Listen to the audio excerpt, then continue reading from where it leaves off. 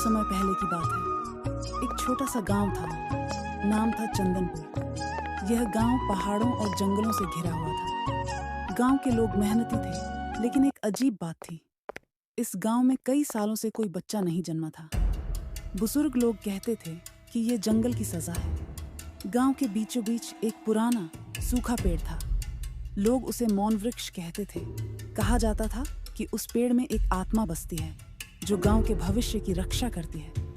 लेकिन अब वो मौन वृक्ष मुरझा गया था, जैसे उसमें से जीवन ही चला गया हो। इस गांव में एक लड़का था, आरव। वह 14 साल का था, पढ़ने लिखने में तेज और बहुत ही जिज्ञासु।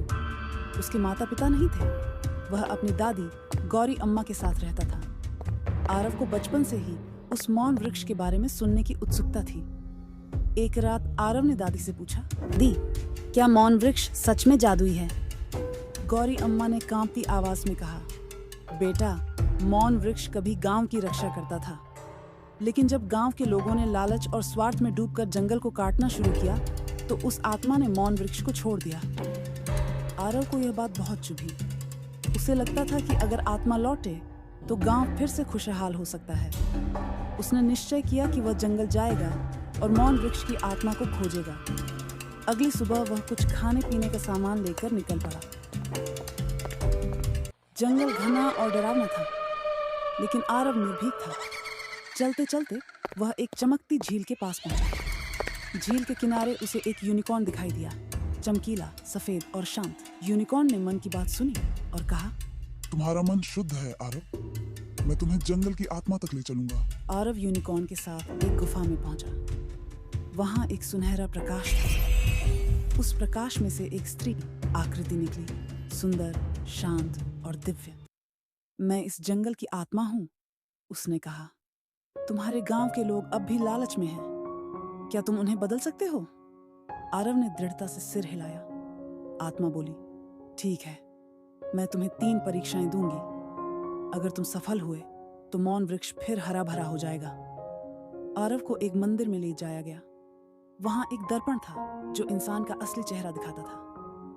आरव को गांव के मुखिया को लाकर दर्पण दिखाना था। मुखिया को लाना आसान नहीं था। आरव ने एक चाल चली। उसने कहा, मुखिया जी, उस दर्पण में आपको भविष्य दिखाई देगा। मुखिया आया, लेकिन जैसे ही उसने देखा, दर्पण में उसका लालची रूप नजर आया। वह डर गया और गिर पड़ा। आरव बोला, आप बदल सकते हैं, अभी भी समय है।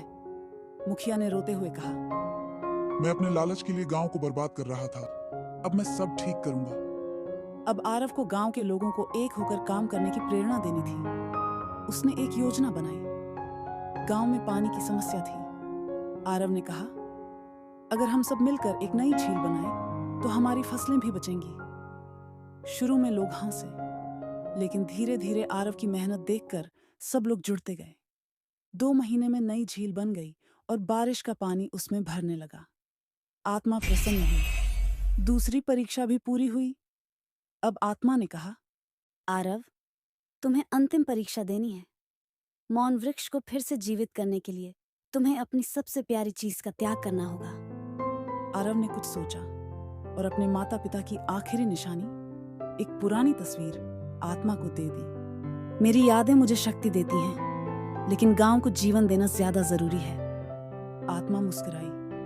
आरव, तुम सफल हुए। जैसे ही आत्मा ने तस्वीर को छुआ, मौन वृक्ष में जीवन लौट आया। उसकी शाखाओं में पत्ते उग आए और चारों ओर हरियाली छा गई। गांव में खुशियां लौट आईं। और सबसे चमत्कारी बात, उसी साल गांव में कई बच्चों का जन्म हुआ। मुखिया और गांव के सभी लोग अब हर साल आरव दिवस मनाने लगे। आरव जंगल की आत्मा का संरक्षक बना और यूनिकॉर्न उसका साथी।